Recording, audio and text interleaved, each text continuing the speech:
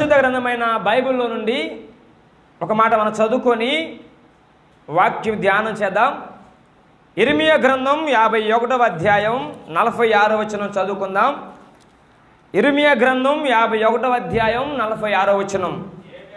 ఏటేటా వదంతి పుట్టుచూ వచ్చును, దేశములో బలాత్కారం జరుగుచున్నది, ఏలిక మీద ఏలిక లేచుచున్నాడు, దేశములో వినబడు వదంతికి భయపడుకుడి, మీ హృదయములలో దిగులు పుట్టనీయుకుడి. ఆమేన్. బిగ్గరగా చేతెత్తి హల్లెలూయా హల్లెలూయా. ప్రవక్త అయిన ఇర్మియా తన ప్రజలైన ఇశ్రాయేలుతో ప్రవచన రీతిగా మాట్లాడుతున్నాడు. నా జనులారా, మీరు దాని నుండి బయటకు వెళ్ళుడి, యెహోవా కోపాగ్ని తప్పించుకొనుడి, మీ ప్రాణములను రక్షించుకొనుడి అంటూ ఏటేటా వదంతి పుట్టుచున్నది, బలాత్కారము జరుగుచున్నది, ఏలిక మీద ఏలిక లేచుచున్నాడు, దేశములో వదంతి వినబడుచున్నది కనుక భయపడకుడి. హల్లెలూయా. మీ హృదయములో దిగులు పుట్టనీయకుడి. ప్రవక్త ఇర్మియా దేవుని అభిషేకం చేత నింపబడిన వాడుగా, ఇతనికి ఒక ప్రత్యేకమైన పేరు ఉన్నది. ఆ పేరే విలాప ప్రవక్త అని పేరు. లేదు, మనకు అర్థమయ్యే భాషలో కన్నీటి ప్రవక్త. తన కన్నుల నిండా ఎల్లప్పుడూ నీరే. ప్రార్థించే విషయమే కానీ, వాక్యం బోధించే విషయమే కానీ, ఇతరులతో మాట్లాడుతున్నప్పుడే కానీ హృదయమంతా గుండె నిండా భారము పెంచుకున్నవాడై తన ప్రజల క్షేమం కొరకు, తన ప్రజల క్షేమము కోసం, వారి ప్రజల అభివృద్ధి కొరకు దినదినము అనుదినము దేవునికి మహిమకరముగా తన జీవితాన్ని బాణార్పణముగా పోసుకుంటూ, యవ్వన కాలములో తన ప్రేమను వదిలేసి, యవ్వన కాలములో తనకున్న ప్రేమను, తన ప్రేయసిని వదిలేసి దేవుని పిలుపు మేరకు, దేవుని ప్రవచన రీతిగా ఆయన పిలుపుకొచ్చి ఆయన వాక్యముతో అనుసంధానమై దేవుని ప్రజల కొరకు, దేవునికి ప్రతినిధిగా, ప్రజలకు అడ్డుపడేవాడిగా దేవునికి మహిమకరంగా జీవిస్తున్న దినాలు. హల్లెలూయా హల్లెలూయా. అనుకోకుండా దేవుని ప్రజలైన వారందరూ కూడా బబులోనుకు అప్పగించబడ్డారు. బబులోనులో అనేక రకాల బాధలు, హింసలు, గురికి ఇబ్బంది పడుతున్నారు. నానా రకాలుగా చిత్రహింసలు పడుతుంది ఒక ఎత్తు అయితే, వారి దేవతలను, వారి దేవులను ఆరాధించబడ్డం మరొక ఎత్తు. బానిస పని చేస్తున్నారు, ఇష్టపడుతున్నారు, ప్రయాసపడుతున్నారు, అనేక రకాలుగా చిత్రహింసలకు గురి కాబడుతున్నారు. వాటన్నిటిని అనుభవిస్తూనే ఉన్నారు. కానీ వారి దేవతలకు మొక్కే విషయములో, వారి దేవుళ్ళకు మొక్కే విషయములో పొరపాటున వారి దేవతను ఆరాధించుకున్న వెనుకడుగు వేస్తున్న సమయంలో బబులోను దేశపు రాజైన నెబుకద్నెజరు చేతుల్లో అనేక రకాల బాధలకు గురి కాబడుతున్నారు. ఆ పరిస్థితుల మధ్య దేవాది దేవుడు తన ప్రజలను కాపాడటం కోసం, దేవాది దేవుడు తన ప్రజలను రక్షించడం కోసం ఆ దేశంలో విగ్రహములకు శిక్షిస్తున్నాడు. ఆమెను చెప్పండి. ఆ బబులోను దేశపు బేలును, ఆ బబులోను దేశపు కూషును, ఆ దేవతలను శిక్షకు గురి చేస్తున్న వేళ అనేక మంది ప్రజలు బలహీనతకు, మరణాలకు అప్పగించబడుతున్నారు. ఆ పరిస్థితుల మధ్య ప్రవక్త అయిన ఇర్మియా తన జనులతో మాట్లాడుతున్నాడు కదా. ఏటేటా వదంతి పుట్టుచున్నది, దేశములో బలాత్కారం జరుగుతున్నది, ఏలిక మీద ఏలిక లేచుచున్నాడు, దేశములో వినబడు వదంతికి భయపడకుడి, మీ హృదయములలో దిగులు పుట్టనీయుకుడి. ఆమెను చెప్పండి విశ్వాసంతో. హల్లెలూయా హల్లెలూయా. బబులోను దేశములో బానిసలుగా ఉన్న ఇశ్రాయేలు జనాంగంతో దేవుడు సూటిగా తేటగా మాట్లాడుతున్నాడు. భయపడొద్దు. ఏటేటా వదంతి పుడుతూనే ఉంటుంది, ఏటేటా ఏలికలు నిలబడుతూనే ఉంటారు. వారు చేసే వదంతికి, వారు క్రియేట్ చేసే పనులకు మీరు భయపడాల్సిన పని లేదు. ఎదురవుతున్న సమస్య కానీ, ఆటంకమే కానీ, ఇబ్బందే కానీ, తెగులే కానీ, అది ఏదైనా మీరు భయపడాల్సిన అవసరం లేదు. యెహోవా కోపాగ్ని రగులుకుంటుంది. స్తోత్రం చెప్పండి. మీ మీదకి పాపం తీసుకొస్తున్న వారిని, మీ మీదకి కీడు తీసుకొస్తున్న వారిని బలహీనపరచడం కొరకు, మీ మీదకి ఇబ్బంది తీసుకొస్తున్న వారిని మరణానికి అప్పగించిన కొరకు యెహోవా కోపాగ్ని రగులుకుంటుంది. కనుక దేశంలో వినబడే వదంతిని బట్టి మీరు ఏం చేద్దంట? భయపడవద్దు అనండి. కొంచెం నాలుగు అందరు కలిసి భయపడవద్దు అందాం. హల్లెలూయా. మీ పక్క వారికి షేకని ఎదులే కానీ భయపడకుండా చెప్పండి. ఆమేన్. హల్లెలూయా. ఎందుకు ఈ మాట పలికిచ్చానంటే ఇంత పానిక్ సిచ్యువేషన్లో, ప్రస్తుతం ఉన్న ఈ తెగులు భయంకరమైన విపత్తుల్లో దేవుడు నీతో నాతో సూటిగా అంటున్నాడు కదా, భయపడవద్దు, మీ హృదయములలో దిగులు పుట్టనివద్దు. మరణాలకు అప్పగించబడే వారిని మరణాలకు అప్పగించబడినవ్వండి, తెగులు అంటుకునే వారిని తెగులు అంటుకోనివ్వండి, కానీ మీ హృదయములలో కలవరము భయమొద్దు. ఆమేన్. యెహోవా కోపాగ్ని రగులుకుంది. మీ మీదకి పాతుకుని తీసుకొచ్చే వారిని, మీ మీదకి తెగులు తీసుకొచ్చే వారిని, మీ హృదయాలలో మీ జీవితాల్లో ఆటంకం కలిగించే వారి మీదకి దేవుని కోపం రగులుకుంటుంది. నమ్మితే ఆమెను చెప్పకూడదు? విశ్వాసంతో హల్లెలూయా, హల్లెలూయా. నా ప్రియ సంగమా, ఏటేటా వదంతి పుడుతూనే వస్తుంది. మన జీవితాల మీద, మన కుటుంబాల మీద, మన యొక్క మందిరాల మీద, లేదు మన ఉద్యోగాల మీద, మన మీద వదంతి పుట్టించేవారు ఉన్నారు, లేని వార్త పుట్టించేవారు ఉన్నారు, సమస్యలకు గురి చేసేవారు ఉన్నారు, బలహీనతలకు అప్పగించేవారు ఉన్నారు, లేని వార్త పుట్టించేవారు ఉన్నారు. వారిని బట్టి ఏం చేయొద్దంట? భయపడొద్దు. ఆమేన్. భయపడొద్దు అన్న మాట పరిశుద్ధ గ్రంథంలో దాదాపుగా 365 సార్లు రాసిందండి. ఆమేన్. ఎందుకు అన్నిసార్లు రాశారంటే, ప్రతిరోజు దేవుడు నీతో నాతో మాట్లాడుతున్నాడు. మీ హృదయాలు భయపడొద్దు, మీ హృదయాలు కలవరపడలేవు మాకండి. Praise the lord. ఆయనే భయపడొద్దంటే ఇక నీకు దిగులేందుకు అక్క అన్నా, ఇక నీకు దిగులేందుకు? ధైర్యముతో అడుగులు ముందుకు వేసేవారిగా మనం ఉండాలి. స్తోత్రం చెప్పండి. హల్లెలూయా. దేశంలో వినబడే వదంతుల గురించి నీకు అనవసరం. ఎప్పుడు చూసిన ఇదే మాట కదా. ప్రస్తుతం ఉన్న పరిస్థితులను బట్టి అక్కడక్కడ కొట్టలు రాలిపోతున్నారు. టీవీ 9లో వార్తలు చెప్పే విశేషాలను బట్టి ఎంతగా గజగజలాడిపోతాము. అయితే ప్రభు అంటున్నాడు, భయపడమాకండి. యెహోవా కోపాగ్ని మీ మీదకి శిక్ష తీసుకొచ్చే వారి మీద, మీ మీదకి సమస్యను తీసుకొచ్చే వారి మీద ఆయన కోపాగ్ని రగులుకున్నది. నా జనులారా మీరు దాని నుండి బయటికి వెళ్ళుడి. యెహోవా కోపాగ్ని. Praise the lord. ఎందులోంచి బయటికి వెళ్ళాలంట? మీలో కలుగుతున్న భయంలోంచి బయటికి వెళ్ళాలా? మీకు వినబడుతున్న వదంతి నుంచి బయటికి రావాలా? మీరు వింటున్న సమస్య నుంచి బయటికి రావాలా? మీ మీదకి పాతుకు వస్తున్న ఆలోచన నుంచి మీరు బయటికి రాగలిగితే ఆయన కోపమట బేలు మీద, కూషు మీద, బాబిలోను దేశంలో ఉన్న దేవతల మీద ఆయన కోపం రగులుకుంటుంది. అంటాడు, దేశంలో బలాత్కారం పెరిగిపోయిందట. ఆమె చెప్పండి దగ్గరగా హల్లెలూయా. దేశంలో బలాత్కారం జరుగుతుందండి. అక్రమం పెరిగిపోతుంది, చెడుతనం పెరిగిపోతుంది, వ్యభిచారము, వ్యసనాలు, వ్యామోహాలు, చీకటి కార్యాలు, దేవునికి ఆయాస పనులు జరుగుతున్నాయి. కనుకనే ఆయన కోపం త్వరగా రగులుకుంటుంది. సంగమా, ఇదిగో ఈ పగటి కాల వేళ నీవు నేను దిద్దుకోగలిగిన వారమైతే, మన జీవితాల్లో పెట్రెగిపోతున్న అక్రమము, మన కుటుంబాల్లో పెరిగిపోతున్న వ్యభిచారము, మన కుటుంబాల్లో చల్లారిపోతున్న ప్రేమను సరిచేసుకోగలిగితే నిశ్చయముగా భయానికి అప్పగించబడే వారముగా ఉండవు. హల్లెలూయా. నా దేవుడు సర్వశక్తిమంతుడు. అందుకే భక్తులైన వారు మంచి పాటలు పాడతారు కదా. నీ మాట చాలయ్యా, నీ చూపు చాలయ్యా, నీ తోడు చాలయ్యా, నీ నీడ చాలయ్యా. ఏంటంట? నీ మాట మాకు చాలు ప్రభువా. ఆయన మాట పలికితే చాలు, పర్వతాలు గజగజలాడతాయి, సర్వ సృష్టి ఆయన కాళ్ళ ముందు సాష్టాంగ నమస్కారం చేసింది. Praise the lord.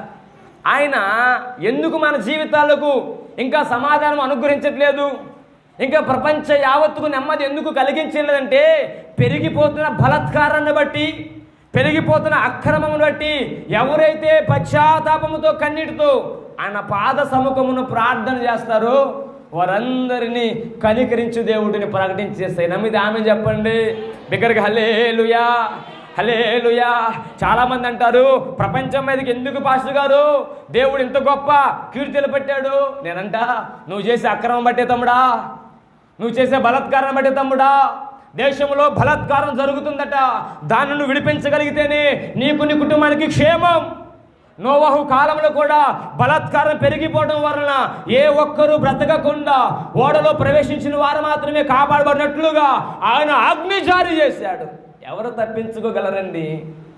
ఎవరు విడిపించగలరండి? ఆయన కృపలో ఉన్నవారు మాత్రమే, ఆయన చిత్తంలో ఉన్నవారు మాత్రమే, ఆయన సంకల్పము చొప్పున క్రియలు జరిగించేవారు మాత్రమే కాపాడబడేవారు. నమ్మితే ఆమెను చెప్తామా? హల్లెలూయా. ఈ పగలు నువ్వు చేసిన కార్యాలు, నేను చేసిన కార్యాలు ఆయన సముఖంలో ఒప్పుకోగలిగితే, విడిచిపెట్టగలిగితే, దిద్దుకోగలిగితే, పశ్చాత్తాపపడగలిగితే ఏ కీడు ఏ తెగులు నీ దరి చేరనివ్వని దేవుడు నేను ప్రకటించేస్తాయి. నమ్మితే ఆమెను చెప్పు విశ్వాసంతో. హల్లెలూయా. సంగమా, ప్రభు నీతో నాతో మాట్లాడుతూ మీ హృదయములు దిగులు పుట్టనివ్వద్దు, భయము కలగనివ్వద్దు. ఆమె దగ్గరగా హల్లెలూయా. వాక్యం చెబుతుంది భయపడొద్దు అన్నాడు కదా. వాక్యం చెబుతుంది హృదయంలో కలవరపం దిగులు పుట్టొద్దు అన్నాడు కదా. ఆయన బయటికి వెళ్ళి ఎట్టబడి తిరమాకండి. గాల్లో దీపం పెట్టి దేవుడా దేవుడా అనకూడదు అంటారు కదా. వాస్తవమే. మనం సరి చేసుకుంటున్న వారమై, మన జీవితం దిద్దుకుంటున్న వారమై, బహు జాగరూకులుగా ఆయన రాకడకు సిద్ధపడగలిగితే నేను ఎదురయ్యే తెగులు నుంచి, సమస్య నుంచి తప్పించబడి ఆయన రాకడలో ఎత్తబడే సంఘంగా మార్చబడతాం. నమ్మితే ఆమె చెప్తామా? విశ్వాసంతో. హల్లెలూయా. హల్లెలూయా.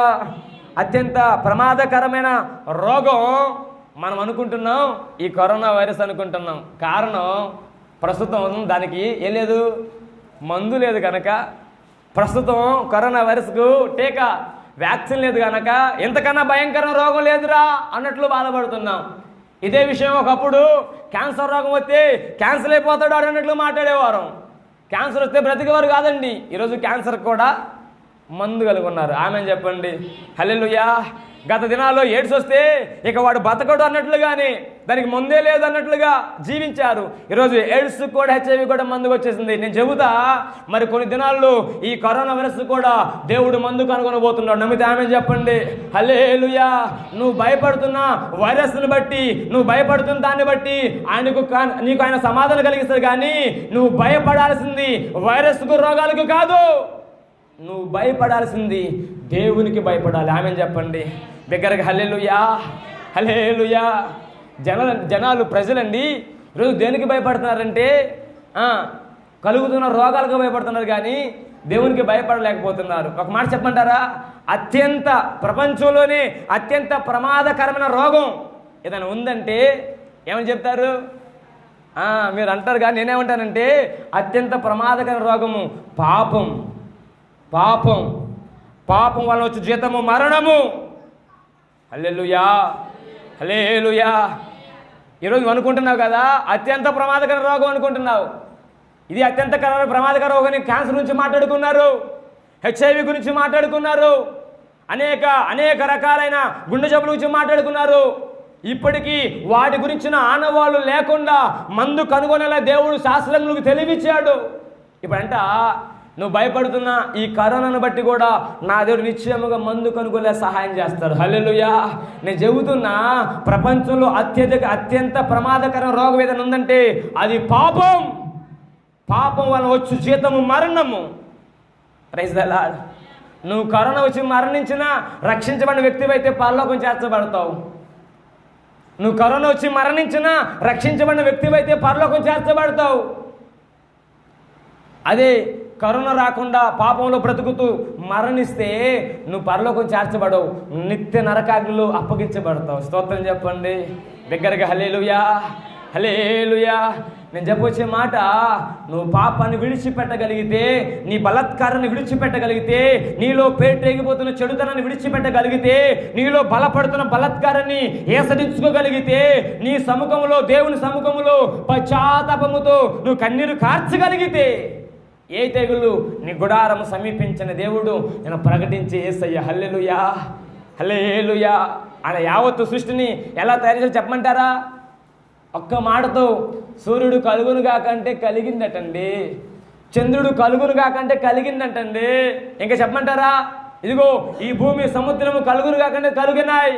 ఆయన తన మాట చేత సర్వ సృష్టిని కలిగించిన దేవుడు ఈ పగలు ఆయన మాట చేత ప్రపంచం మీదకి పాతకం వస్తున్న కరోనా ఆపలేడా?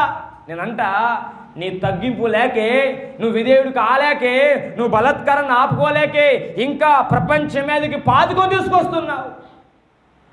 హల్లెలూయా. హల్లెలూయా. ఈ పగలు నా ప్రభు నీతో నాతో మాట్లాడుతున్నాడు. మీ హృదయాలు దిగులు పడనివ్వద్దు, చాలామంది ఈ భయంతోనే సగం మంది చచ్చిపోతున్నారండి. ఈ దిగులుతోనే సగం మంది మరణాలకు అప్పగించబడుతున్నారు. హల్లెలూయా, హల్లెలూయా. ఇక వాక్యం అంటుంది, దేశములో వినబడే వదంతికి మీరు భయపడకూడి.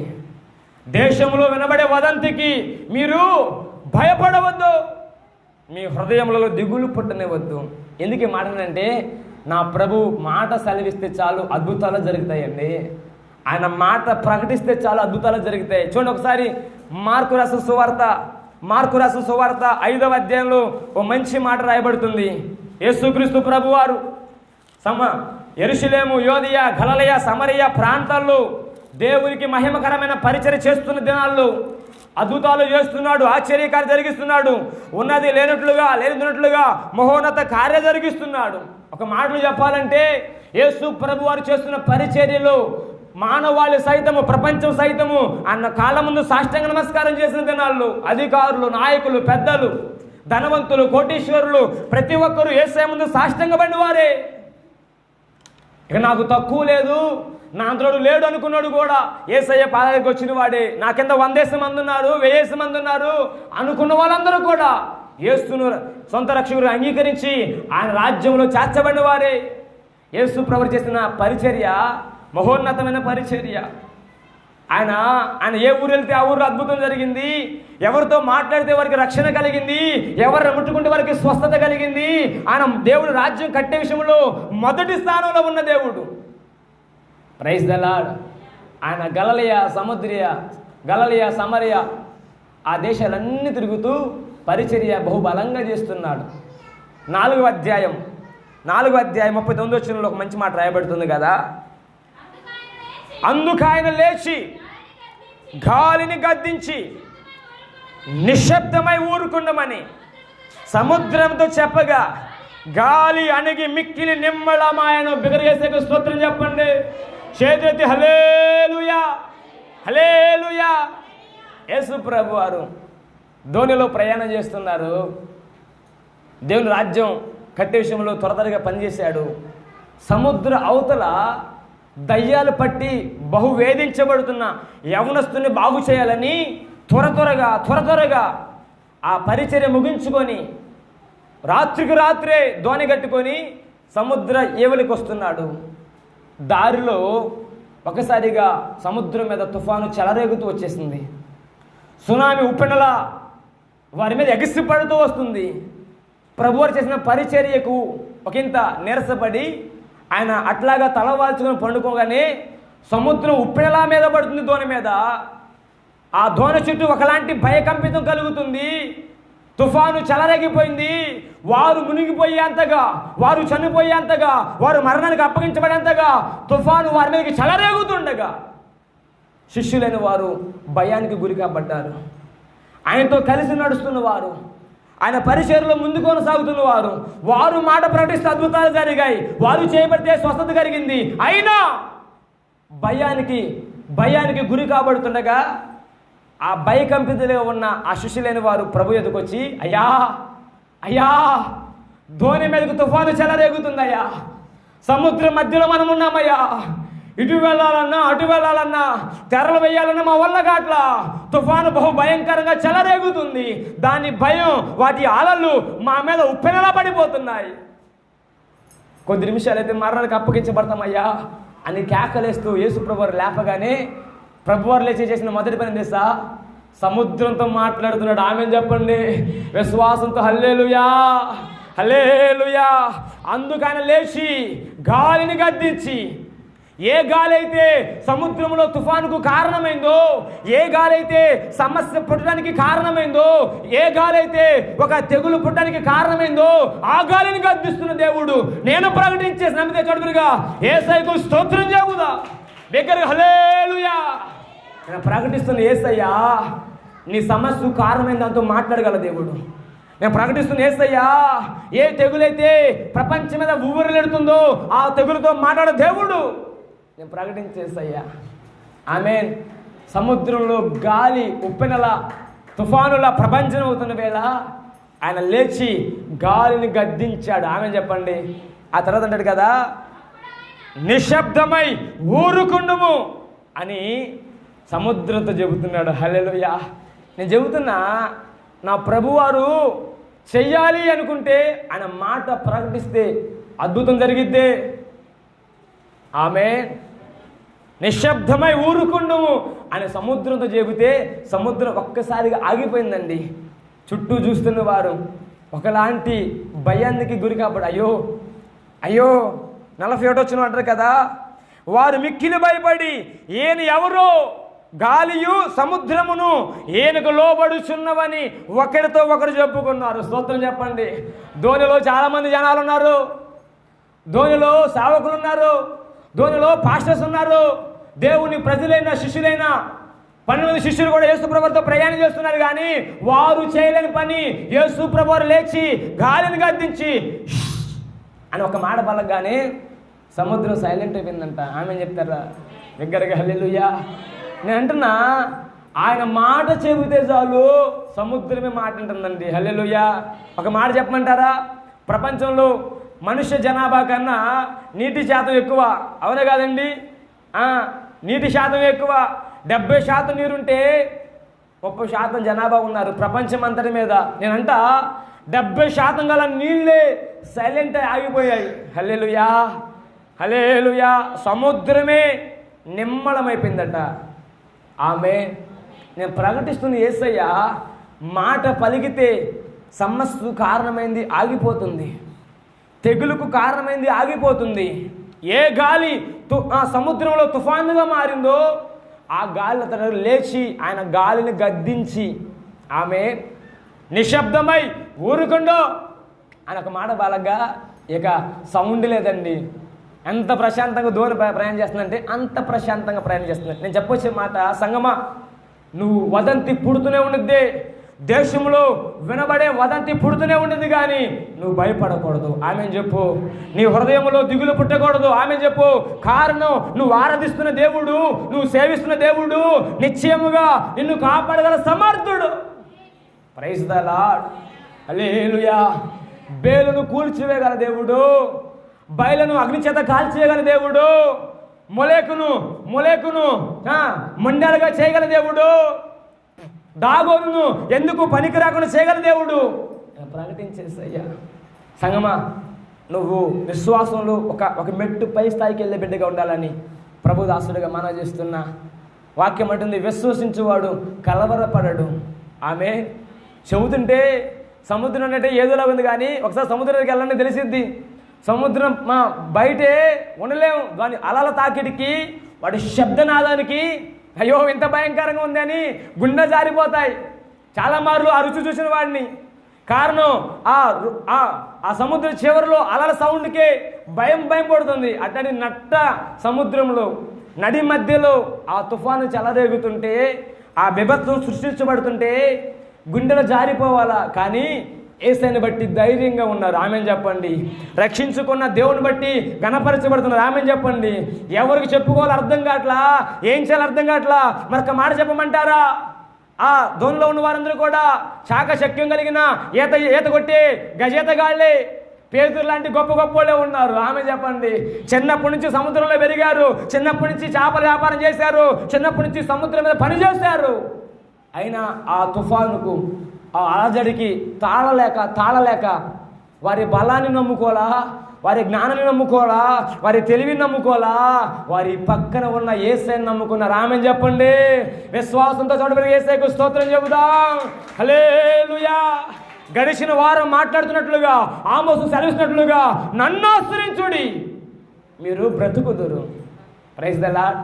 సంగమా, నీవు నేను బ్రతకాలి అన్నా యేసయ్యని ఆశ్రయించే వారిగా ఉండాలి. ఒకవేళ శిష్యులైన వారు వారి బలాన్ని ఆశ్రయించి, వారి జ్ఞానాన్ని ఆశ్రయించి, వారికి వచ్చి కాదని గజేత కలగదని ఆ సముద్రం దూకితే వారు కూడా అడుగు భాగంలో తేలేవారే.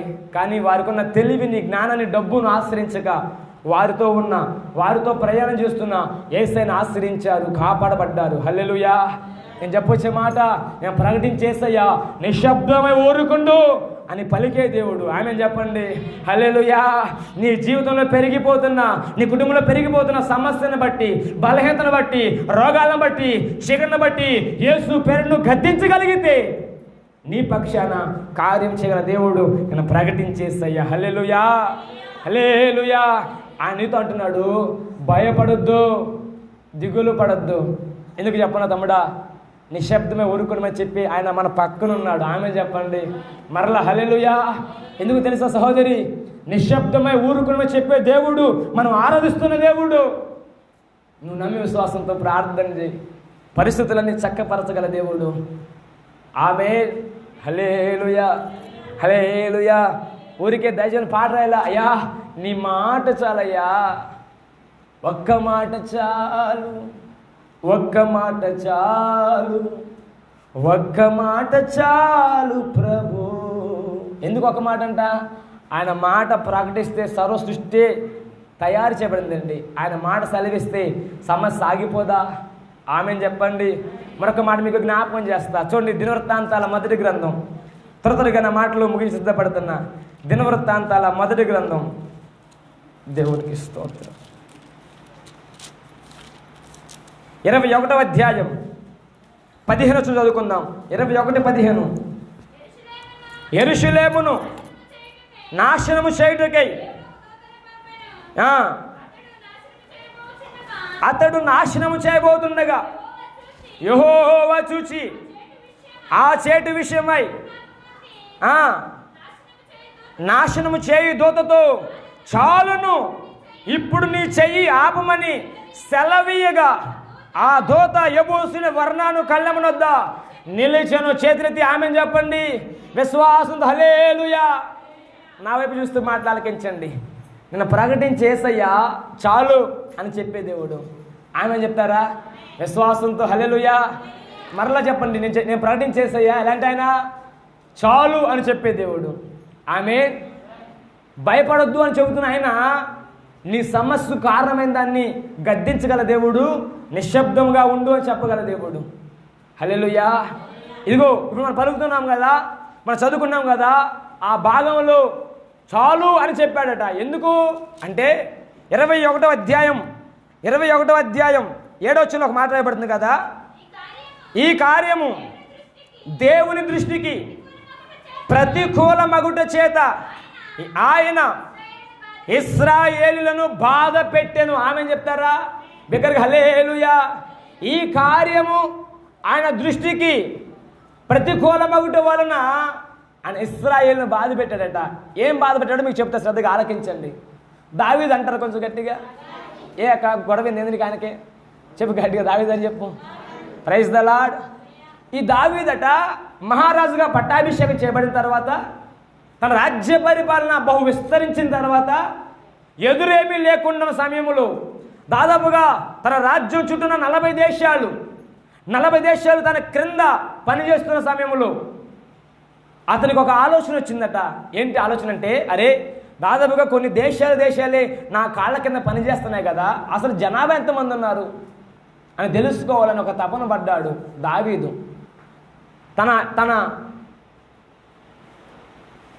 తనతో ఉన్న యోవాబుతో, తనతో ఉన్న సైన్యాధిపతి అయిన యోవాబుతో అంటాడు కదా, బాయ్ దాను మొదలుకొని బేర్షెబా వరకు మనమే పని చేస్తున్నాం, కానీ ఇంతకు జనాభా ఎంత ఉన్నారో తెలియదు, ఒకసారి లెక్కేసిరాపో అని చెప్పి లెక్కేయమని చెప్పేసి యోవాబు చెబితే, యోవాబు భక్తిపరుడు కనుక, ప్రార్థనపడు కనుక అంటాడు కదా, అయ్యా దాను మొదలుకొని బేర్షెబా వరకు మన జనాంగమే, ఎంతమంది ఉన్నా వారు నీ కిందన్న వారే, ఎంతమంది ఉన్నా వారు నువ్వు చేత గణపరచబడుతు నీ ద్వారానే పోషించబడుతున్న వారే, వారు నీకు జేజేలు కొట్టేవారే కదా, లెక్కెందుకయ్యా, అది దేవునికి అవమానం కదా అంటూ ఒక మంచి సలహా ఇచ్చిన అప్పటికే దావీదు సాతాను చేత ప్రేరేపించబడుతున్నాడట. 21వ అధ్యాయము మొదటి వచనంలో ఈ మాట రాయబడుతుంది. తర్వాత సాతాను ఇశ్రాయేలులకు విరోధముగా లేచి ఇశ్రాయేలు లెక్కించుటకు దావీదును ప్రేరేపింపగా, ఆమె చెప్పండి ఎవరిని ప్రేరేపిస్తుందట? దావీదు అనండి. దావీదునట సాతాను ప్రేరేపిస్తుంది. లెక్కించు. దేవునికి విరోధంగా పనిచేస్తుంది ఆమె. హల్లెలూయా. ఎప్పుడైతే ఈ దావీదు ఈ కార్యం మొదలుపెట్టాడో, ఆ కార్యమట దేవునికి ప్రతికూలమగటం వలన ఇశ్రాయేలుని బాధ పెట్టాలని తలంచాడు. ఇక దేవుని కోపం బహుభయంకరంగా బయలుదేరింది. దావీదు ముందుకు వచ్చి మాట్లాడతాడు, దావీదా బాయ్ 3 సంవత్సరాల కరువు కావాలా, 3 నెలల నీ శత్రువు నీ మీద కత్తి దూయాలా, 3 రోజులు తెగులు యెహోవా కత్తి చేత నీ మీదకి రావాలా, ఏం కావాలి కోరికయ్యా అంటే, అయ్యా నేను ఇగులు పడ్డానయ్యా, నేను ఎలా చెప్పగలనయ్యా, నా ప్రజలకు క్షేమాన్ని కలిగించే వాడిని, నా ప్రజలను కాపాడుకునే వాడిని, నా ప్రజలకు మంచి పరిపాలన ఇవ్వాలనుకునే వాడిని ఎలా ఇంతటి బాధకి గురి చేయబడతానయ్యా, బాగా ఎరకాడంలో పెట్టావు ప్రభువా, అయ్యా క్షమించరాదా, మన్నించరాదా, లేదు లేదు మన్నించరా క్షమించడం లేదు, నువ్వు చేసిన తప్పుకు పరిహారంగా ఖచ్చితంగా అనుభవించాలా. ఏం చేయాలి అర్థం కాక యెహోవా కృపగలవాడు గనుక యెహోవా కత్తికి అప్పగించుకుంటున్నా అని చెప్పేసాడు. స్తోత్రం చెప్పండి. ఏంటంట 3 సంవత్సరాల కరువు కావాలా దేశం మీద, లేదు 3 నెలల శత్రువుని మీద కత్తి దూయాలా, లేదు 3 రోజులు యెహోవా కత్తి నీ ఉన్న రాష్ట్రంలో నీ ఉన్న పరిపాలన క్రింద జనం మీద కత్తి ప్రయాణం చేయాలంటే ఎవరికి అప్పగించో తెలియక, అరే కరువుకు అప్పగించబడే బదులు, లేదు శత్రువుకి అప్పగించుకు బదులు దేవునికి అప్పగించుకుంటే ఆయన కృపగల దేవుడు కదా కాపాడుతాడని చెప్పి వెంటనే దేవునికి అప్పగించుకున్నాడు. దేవునికి అప్పగించుకున్న మరుక్షణములోనే నాశనం చేయి దోత ఆ దావీదున్న రాజ్యమే దిగొచ్చేసింది. Praise the lord. దూసిన కత్తి చేత బయలుదేరిందట. 16 వచనంలో రాయబడుతుంది కదా, 16 దావీదు కన్నులెత్తి చూడగా భూమి ఆకాశముల మధ్యన నిలుచుచు వరదీసిన కత్తి చేత పట్టుకొని దాన్ని యెరూషలేము మీద చూపిన యెహోవా దూత కనబడెను. ఆమె చెప్పండి, ఏం దూతట? యెహోవా దూత. ఎట్టుంది తెలుసా? దూసిన కత్తి, వరదీసిన కత్తి చేత భూమి ఆకాశాలకు మధ్య నిలబడిందట. ఆమె చెప్పండి. ఒక్కసారి జ్ఞాపకం చేసుకో, దేవుని దూత ఎంత శక్తి గలవో. ఆయన ఒక్కసారి అప్పగించుకున్న మరుక్షణమే ఈ దూత ప్రయాణపు స్పీడు దాదాపుగా 70,000 మంది చంపేసిందట. ఆ యెహోవా కత్తి దావీదు రాజ్యంలో ప్రయాణాలు మొదలు పెడితే వచ్చిన వెంటనే స్పీడ్గా వెళ్తున్న ఆ ప్రయాణంలో 70,000 మందిని నరుక్కుంటూ వెళ్ళిపోయి ఒకసారిగా యేసు ప్రభువు వారి యొక్క ఆయన కన్నులు ప్రయాణం చేస్తున్న ఆ ప్రయాణపు మధ్యలో వర్ణాను కళ్ళము చూడగానే దూతతో అన్నాడు కదా, చాలు ఇక చాలు అన్నాడు. ఆమె చెప్పండి బిగ్గరగా హల్లెలూయా, హల్లెలూయా. ఈ దూత ప్రయాణం చేస్తూనే ఉన్నది దేవుని మాట కొరకు. ఈ తెగులు ప్రయాణం చేస్తున్నది దేవుని మాట కొరకు. ఎప్పుడైతే దేవుడు చాలు అంటాడో, ఎప్పుడైతే దేవుడు ఆపు అంటాడో, ఆయన మాటలు ఎదురు చూస్తూ తన పని చేస్తూనే వెళ్ళిపోతుంది. నాశనం చేయు దూత బహు భయంకరంగా ప్రయాణం చేస్తుంది. ఆ ప్రయాణపు స్పీడులో దేవుడు ఒక ప్రాంతాన్ని చూచాడట. ఆ ప్రాంతం పేరు వర్ణాను అనండి, వర్ణాను కళ్ళం అనండి. అది సొలొమోను కట్టిన మందిరపు స్థలం. అది అబ్రహాము కుమారుడు ఇస్సాకును బలిచ్చిన స్థలం. హల్లెలూయా. ఆ ప్రాంగణానికి ఆ ప్రాంతానికి ఒక పరిశుద్ధత ఉందండి. ఇక చెప్పాలంటే ఆ వర్ణాను తన 4 కుమారులు కలిసి బలిపీఠం కట్టి ప్రార్థిస్తున్నారు ఆ పొలంలో. హల్లెలూయా. వాళ్ళు ఊరికే లేరండి. భయంకరమైన తెగులు ప్రయాణం చేస్తున్నా, మనుషులు మరణానికి అప్పగించబడుతున్నా, ఆ తెగులులో కొట్టుకుపోతున్నా ఒక కుటుంబము మాత్రము వారున్న కళ్ళెములు, వారున్న పొలములు బలిపీఠం కట్టి దేవునికి ఆరాధన చేస్తున్నారు. హల్లెలూయా. ఆ పరిస్థితిని చూస్తుండగానే దేవాది దేవుడు అంటాడు కదా, చాలా బాయ్ చాలు అని చెప్పగానే ఒక్కసారిగా దూత కత్తి ఆగిపోయిందట. ఆ దూత ఎలా ఉందంటే భూమికి ఆకాశానికి మధ్యన వేలాడుతుంది. ఆమె చెప్పండి. ఇంకొక మాట చెప్పనా, ఆ కత్తి కట వరదీసిన కత్తి అని రాయబడింది. అంటే అప్పటికే దూసేసిన కత్తి రక్తపు చుక్కలు అలా పడతానే ఉన్నాయి. స్తోత్రం చెప్పండి బిగ్గరగా హల్లెలూయా. నేను ప్రకటించేసి ఎలాంటి వాడంటే చాలు అని చెప్పగల దేవుడు. ఆమె చెప్పండి హల్లెలూయా. నీ భయానికి కారణం ఏదైనా కావచ్చు, నీ దిగులుకు కారణం ఏదైనా కావచ్చు, నీకు వినబడుతున్న వదంతి ఏదైనా కావచ్చు, ఆ వినబడుతున్న వదంతిని బట్టి భయపడొద్దు అంటే గల కారణం ఆయన చాలు అని చెప్పే దేవుడు. ఆమె చెప్పండి హల్లెలూయా. నిశ్శబ్దమై ఊరుకుండు అని చెప్పే దేవుడు. ఇంకా తెగులును బట్టి, సమస్యను బట్టి, ఇబ్బందిని బట్టి, మరణమవుతున్న మరణాలను బట్టి, వస్తున్న తెగులను బట్టి కాదు, ప్రాంగణం ముందు ప్రార్థన చేస్తున్నా, బలిపీఠం కడుతున్నా వర్ణాను కళ్ళమును బట్టి చాలు అని చెప్పిన దేవుడు. ఆమె దగ్గరగా ఆమె చెప్తారు కొంచెం గట్టిగా హల్లెలూయా, హల్లెలూయా. ఎవరండి మన దేవుడు? మన ఆరాధించే దేవుడు, చాలు అని చెప్పే దేవుడు. ఈ మాట బలికి ఇంటికెళ్ళి మర్చిపోవడం కాదు, ప్రార్థన చేయి. అయ్యా ఇంకెంతకాలం ప్రభు ఈ తెగులు మరణాలకు అప్పగించబడి చాలామంది ఉన్నారయ్యా అని ఒక వర్ణానులను అడ్డుపడగలిగితే, దావీదు లాంటి అధికారులు అందరూ దేశంలో పాడైపోతున్నారండి. దావీదు లాంటి నాయకులందరూ అపవాదికి అప్పగించబడుతున్నారండి. జ్ఞానవంతులే, తెలివైన వారే, బలమున్న వారే, టెక్నాలజీ ఉన్నవారే, సమస్తము చక్కగా క్రమముగా మర్యాదగా చేయగలిగిన వారే కొన్ని మార్లు అపవాదికి అప్పగించబడి, అపవాది ప్రేరణలో పడి, అపవాది ప్రభావం పడి దేశాన్ని పాడు చేస్తున్నారు, తెగులుకు కారణమయ్యారు. ఈ తెగులు ఎవరించని రావచ్చుని కాదని చెప్పను, ఈ వైరస్ ఎవరించని రావచ్చు కాదని చెప్పను, కానీ నీవు ఒక వర్ణానుల బలిపీఠం కట్టే బిడ్డవే అయితే, ఒక వర్ణానుల నీ కుమారులని కుమార్తెలను గృహంలో పెట్టుకొని ప్రార్థించే బిడ్డవే అయితే ఆయన నిన్ను బట్టి చాలు అని చెప్పగల దేవుడు. హల్లెలూయా, హల్లెలూయా, హల్లెలూయా. 15 వచనం అంతే కదా, యెరూషలేమును నాశనం చేయుటకై దేవుడు ఒక దూతను పంపెను, అతను నాశనం చేయబోచుండగా యెహోవా చూసి ఆ చేటు విషయమే సంతాపం ఉంది, నాశనం చేయదొరదు, చాలు ఇప్పుడు నీ చెయ్యి ఆపుమని సెలవీయగా ఆ దూత యెబూసీయుడైన వర్ణాను కళ్ళెమునొద్ద నిలిచాను. ఆమేన్. వర్ణానికి సేఫ్ అండి, వర్ణాను కుటుంబం క్షేమం అండి, వర్ణాను కుటుంబానికి ఏ ఆపద దరిచేరలేదు. కారణం వర్ణనట ఆయన పొలంలో గోధుమలు వేస్తున్నాడు. చూస్తారా, 21 వచ్చిన వాళ్ళు అంటారు కదా, 21 క్షమించండి 20 వచ్చిన చదువుకున్నాను. వర్ణాను అప్పుడు గోధుమలు నూర్చుచుండెను, వెనుకకు తిరిగి దూతను చూసినప్పుడు అతడును అతనితో కూడానున్న 4 కుమారులను దాగుకొనిరి. చాలండి. హల్లెలూయా. వర్ణాన్ని ఏం చేస్తున్నాడు తెలుసా, గోధుమలు నూరుస్తున్నాడు. ఆమేన్. గోధుమ వాక్యానికి సాదృశ్యం. ఆమేన్.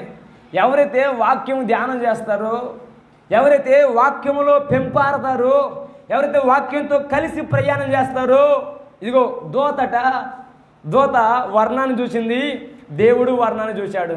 ఆమేన్. హల్లెలూయా. అతను వెనుకకు తిరిగి దూతను చూసినప్పుడు, అసలు వాస్తవానికి చూసే సమయం కూడా దూత ఇవ్వదండి. అలాంటిది ఆడ తీరగ్గా చూసేంత వరకు కూడా దూత వర్ణాన్ని టచ్ చేయలేకపోయింది. ఆమేన్ చెప్పండి. హల్లెలూయా. గోధుమలు నూరుస్తున్నాడు, అతనితో కలిసి 4 కుమారులు కూడా అతనితో కలిసి గోధుమ నూరుస్తున్నారండి. Praise the lord. ఒక మాట చెప్పనా, 70,000 మంది మరణించారు, కానీ దాదాపుగా ఇశ్రాయేలు జనాంగమే 11 లక్షల మంది కాల్బలమట, యోధా జనాంగమే 4 లక్షల కాల్బలమని ఆ పై వచనాల్లో పేర్కొనబడింది. వారందరూ మరణానికి అప్పగించబడకుండా వర్ణాను అడ్డుపడ్డాడు. స్తోత్రం చెప్దాం. హల్లెలూయా. వర్ణాను భక్తి ఆపేసింది, వర్ణాను ప్రార్థన ఆపేసింది, వర్ణాను చూసిన దేవుడు చాలు అని చెప్పాడు. స్తోత్రం చెప్పండి. అలాగే ఒక శుభవార్త సహోదరి సహోదరుడా, నీ భక్తి, నీ ప్రార్థన, నీ విశ్వాసము వర్ణానులా ఉండగలిగితే నిన్ను బట్టి తెగులు ఆపగల దేవుడు ప్రకటించేసయ్యా. ఆమేన్. హల్లెలూయా. ఇంకా భయపడుతున్నావా? దేశంలో వినబడే వదంతిని బట్టి భయపడుతున్నావా? నీ హృదయంలో కలవరపడుతున్నావా? ఆయన అంటున్నాడు, ఇదిగో దేశంలో వినబడే వదంతిని బట్టి మీరు భయపడకూడి, మీ హృదయములు దిగులు పుట్టనీయకూడి. Praise the lord. హల్లెలూయా.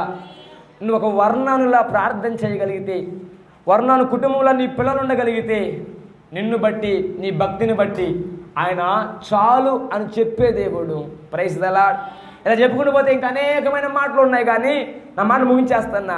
ఇదిగో నా ప్రియ సంగమా, ఎందుకు నువ్వు భయపడకూడదు, ఎందుకు నీ హృదయం దిగులు పడకూడదంటే, నీవు ఆరాధించే దేవుడు నిశ్శబ్దమై ఊరుకుండు అని చెప్పగల దేవుడైతే, రెండవది నువ్వు ఆరాధించే దేవుడు నీకు వస్తున్న తెగులును బట్టి, బలహీనతను బట్టి చాలు అని చెప్పగల దేవుడు. Praise the lord. హల్లెలూయా. ఇలా చెప్పుకుని ఇంకా అనేకమైన మాటలు ఒక మాట చెప్పి ముగించేస్తా. ఐగుప్తు దేశంలో ఇశ్రాయేలు బానిసలుగా ఉన్నారు. మనకు బాగా సుపరిచిత మాట. ఐగుప్తు దేశంలో ఇశ్రాయేలు 400 సంవత్సరాలు బానిసలుగా ఉన్నారు. వారిని విడిపించడుకు, రక్షించడుకు తన దాసుడైన మోషేను దేవుడు పిలిచి ఐగుప్తు పంపిస్తే ఫరో హృదయం కఠినమైపోతుంది. దినదినము ఫరో హృదయం కఠినమవుతుంది, కానీ ఏమాత్రం దేవుని ప్రజలను ప్రేమించడం కానీ క్షమించడం లేదండి. అప్పటికే దేవుని కోపం బహుగా రగులుకుంది. తెగులు వెంబడి తెగులు, తెగులు వెంబడి తెగులు ఆ దేశం మీద పనిచేస్తున్నా గోషేనులో మాత్రం తెగులు లేదు. స్తోత్రం చెప్తారా? హల్లెలూయా. ఈ తెగులు వెంబడి తెగులు ప్రయాణం చేస్తూనే వస్తుంది. ఎప్పటికప్పుడు క్షమాపణ అడుగుతున్నాడు ఫరో. మోషేను అహరోను పిలిపిస్తున్నాడు, అయ్యా ఒక్కసారి క్షమించయ్యా, తప్పైందయ్యా అంటున్నాడు. మరలా కోపం పెంచుకున్నాడు. దాదాపుగా ఈ 10 తెగుళ్ళు ఆ దేశం మీదకి వచ్చేస్తాయి. చివరిగా ఇక ప్రభువు తన ప్రజలు విడిపించే సమయం ఆసన్నమైంది. నా మాటలు ఆలకించాలా? నా మాట ముగించేస్తున్నా. తన ప్రజలు విడిపించబడే సమయం ఆసన్నమైంది. తన ప్రజలు రక్షించబడే సమయం ఆసన్నమైంది. ఇప్పుడు ప్రభు అంటాడు మోషేతో, అహరోనుతో, బాయ్ ఎవరి గృహాలకైతే, ఎవరి గుమ్మాలకైతే పస్కా బలి పశువు యొక్క రక్తము వారి తలుపులకు వారి గుమ్మాలకు ప్రోక్షించబడుతుందో ఆ గుమ్మాలు యెహోవా దూత దాటిపోద్ది. చూస్తారన్నమాట. నిర్గమకాండం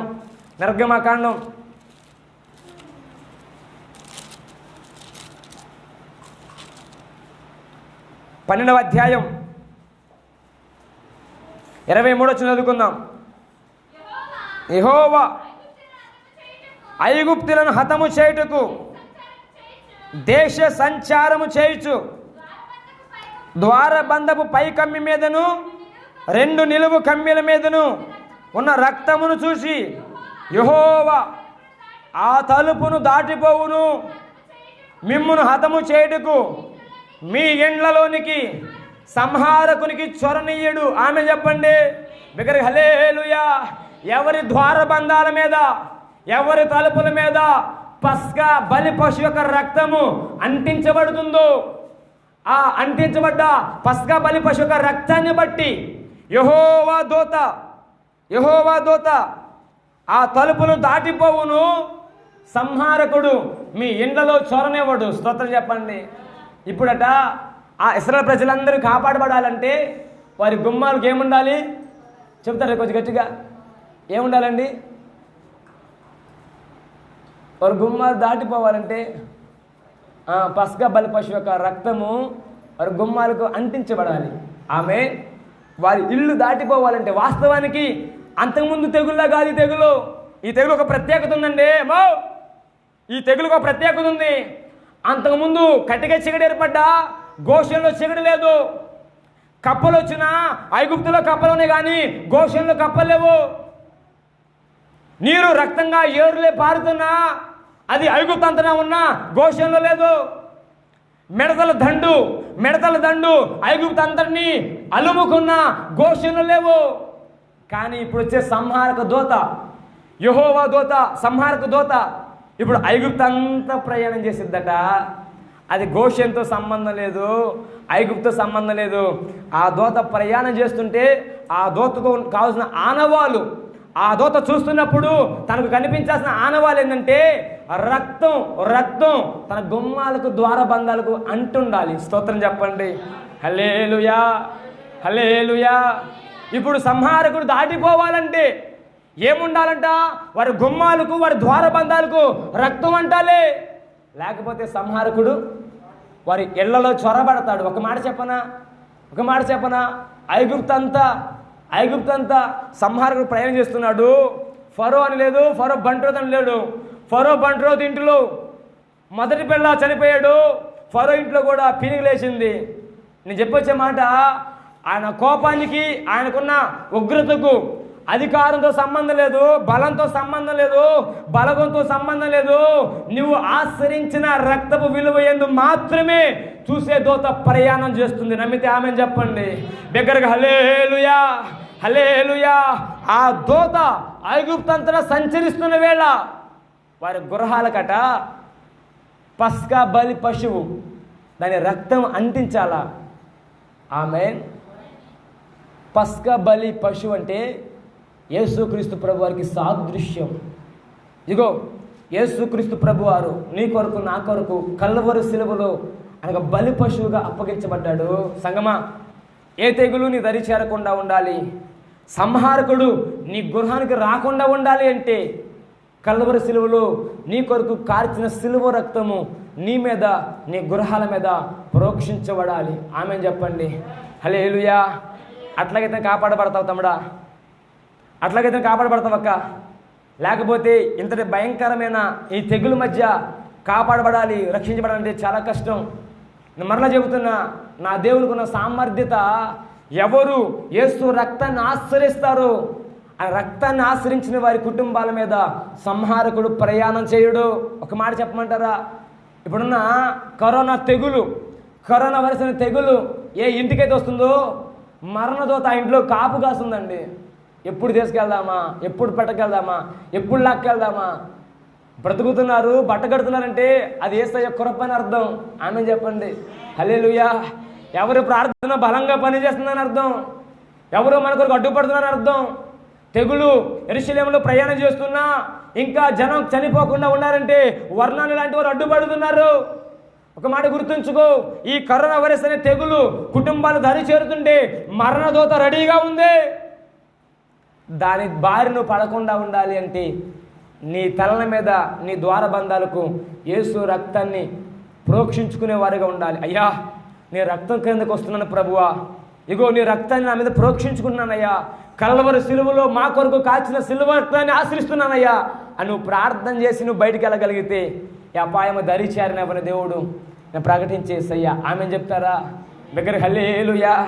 సంహారకుడు ప్రయాణం చేస్తున్న వేళ, సంహారక దూత ప్రయాణం చేస్తున్న వేళ ఐగుప్తంతా విలయతాండం చేస్తుంది. ఆ ఇంటిలో ప్రథమ సంతానాన్ని మరణానికి అప్పగించేస్తుంది. చెప్పేశాడు కూడా, ఎవరి ఇల్లు తలుపులు తెరవబడతాయో, ఎవరి గృహాలు తలుపులు తెరవబడతాయో ఆ ఇంటిలో ప్రథమ సంతానము మరణానికి అప్పగించబడింది. ఒక్కిళ్ళం లేదన్న, అన్నిళ్ళలో ఘోషే. ఐగుప్తంతటా ఆ ఘోష తట్టుకోలేక ఇక మా వల్ల కాదు మీరు పోండ్రా అని చెప్పేసి ఫరో చక్కగా పంపించేశాడు.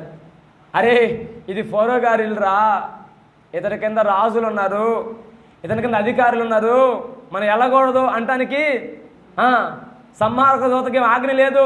ప్రైజ్ ద లార్డ్, హల్లెలూయా. అవునా కాదండి? ఇప్పుడు వచ్చిన తెగులు చెప్పండి, ఇటు రాజు, వీడి మంత్రి, ఇది పేదోడిని చూస్తుందా? పోనీ కుల భేదం ఉందా? పోనీ మత భేదం ఉందా? చెప్తారు నాకేమైనా? భేద సంబంధం లేదు. అది వచ్చిందంటే తీసుకుపోయిన దాకా లాక్కెళ్ళద్ది. ఆమేన్, హల్లెలూయా. దానికి రాజుతో పని లేదు, పేదడితో పని లేదు, ధనవంతుడితో పని లేదు, దరిద్రుడితో పని లేదు. కరోనా అనే వైరస్ అంటితే లాక్కెళ్ళిన దాకా పెక్కి తినిద్ది. Praise the lord. ఇప్పుడు సంహారక దూత కూడా అట్లాగే ఏ ఇంట్లో ప్రవేశించుద్దో ఆ ఇంట్లో పేనికి వెళ్ళాల్సిందే. అయితే ఒక శుభవార్త, ఏ ఇంటికి యేసు రక్తం ప్రోక్షించబడిద్దో, ఏ ఇంటి వారు యేసు రక్తాన్ని ఆశ్రయిస్తారు, ఏ ఇంటి ప్రజలు యేసు రక్తాన్ని ఆశ్రయిస్తారు ఆ ఇల్లు క్షేమంగా ఉండిద్ది. స్తోత్రం చెప్పండి. ఆ ఇల్లు కాపుదలగా ఉండిద్ది. స్తోత్రం చెప్పండి. ఆ ఇంటి మీద దేవుని కాపుదల ఉండిద్ది. హల్లెలూయా. నువ్వు అచ్చదరిద్రుడైనా యేసు రక్తం నీ మీద ప్రోక్షించబడితే చాలు, నీ జీవితం సేఫ్. ఆమెను చెప్పండి. మనకు ఒక అనుమానం రావచ్చు, పాస్టర్ గారు నువ్వు అన్నది బాగానే ఉంది, కానీ ఇప్పుడున్న ప్రపంచంలో ముందు ఎక్కువగా పాస్టర్లు చనిపోతున్నారుగా, ప్రస్తుతం ఉన్న దినాల్లో సావుకులే బాగా చాలా మంది మరణిస్తున్నారుగా. ఒక మాట చెబుతా, ఆయన రాకడా అతి సమీపంగా ఉంది. ప్రార్థన యోధులు లేపబడుతున్నారు. అంటే మన మధ్యలో పరిశుద్ధాత్ముడు తీసుకుపోతున్నాడు. సంఘం ఎత్తబడబోతుంది. జాగ్రత్త. రేపో మాపో నీవు నేను కూడా మరణానికి అప్పగించబడ్డా ఆయన రాకుండా ఎత్తబడే సమయంలో ఆసన్నంగా ఉన్నాం. నువ్వు ఎత్తబడే సంఘంగా ఉన్నావా, విడుబడే సంఘంగా ఉన్నావా? ప్రార్థన పరులే, ప్రార్థన యోధులే లేపబడుతున్నారంటే వారి మధ్య సంచరిస్తున్న పరిశుద్ధాత్ముడు ఎత్తబడుతున్నాడు. ఇంకా మిగిలిపోయిన సేవకులు ఎందుకున్నారంటే భారం కలిగిన వారు. అయ్యా, మరి కొంతమంది ఉన్నారా రక్షించబడాల్సిన వారు, మరి కొంతమంది ఉన్నారు కాపాడాల్సిన వారని అడ్డుపడుతూ ఏడుస్తున్నారు కనుక వారు ఇంకా క్షేమంగా ఉన్నారు. స్తోత్రం చెప్పు. హల్లెలూయా. వారు కూడా మన మధ్య నుంచి తీసివేయబడితే ఆయన రాకడ వచ్చేసినట్లే, నీవు నేను విడవబడినట్లే. స్తోత్రం చెప్పండి. దగ్గరగా ఆమెను చెప్తారా? హల్లెలూయా, హల్లెలూయా. ఆయన రాకడ సమీపంగా ఉంది. పౌలు మహాతీస్ అంట కదా, ఇది అంత్య దినాలు, ఈ అపాయకరమైన కాలములు, ఇది చెడు కాలం అని వాక్యం సెలవిస్తుంది. సంగమా, ఈ భయంకరమైన విపత్తుల్లో నువ్వు కాపాడుకునే ఏకైక మార్గం యేసు రక్తాన్ని ఆశ్రయించడం. ఆమె చెప్పండి. యేసే దేవుడని ఒప్పుకోవడం. నీ పశ్చాత్తాప కన్నీటి ప్రార్థన చాలు అని చెప్పగల దేవుడు. నీ పశ్చాత్తాప కన్నీటి ప్రార్థన నిశ్శబ్దంగా ఉండు అని చెప్పగల దేవుడు. హల్లెలూయా. సహోదరి, సహోదరుడా, దేశంలో వినబడుతున్న వదంతిని బట్టి భయపడమాక. బలాత్కారం పెరిగిపోతుంది కనుక వదంతులు ఎక్కువైపోతున్నాయి. నా జనులారా, నా మాట ఆలకించుడి, యెహోవా కోపాగ్ని రగులుకొంటుంది, ఆయన మాత్రమే రక్షించు దేవుడు. స్తోత్రం చెప్తారా? ఎందుకంటే ఆయన కోపం బేలును శిక్షించాలనండి, ఆయన కోపం బయలును శిక్షించాలనండి, ఆయన కోపం మొలెకును శిక్షించాలనండి. మరి ఎందుకు పాస్టర్ గారు రక్షించబడేవారు కూడా మరణిస్తున్నారు? ఒక మాట చెప్పనా? ఇగో మనం వేసిన నాటు ఏదైనా ఒక మొక్క పీకుతుంటే పక్క మొక్క కూడా లేచిపోద్ది, అవునా కదా? నువ్వు ఒక మొక్క పీకితే ఒక మొక్క లేవదు కదా. కొన్నిసార్లు పక్కన మొక్క కూడా లేపబడతాయి. అట్లాగే కొన్ని వారిని తీసివేస్తున్నప్పుడు శ్రేష్టమైన వారు కూడా, మంచి వారు కూడా లేపబడుతున్నారు. సంఘం, ఒక మాట గుర్తుంచుకో, నీకు కాపుదల, నీకు భద్రత యేసు రక్తం మాత్రమే. ఆమె చెప్పండి. మరలా ప్రకటిస్తున్నా, మరలా తెలియజేస్తున్నా, నీకు కాపుదల, నీకు భద్రత లేదు. ఈ దినాల్లో ఉన్న కనుక నీకు వ్యాక్సిన్ యేసు రక్తం మాత్రమే. హల్లెలూయా. బిగ్గరగా హల్లెలూయా, హల్లెలూయా.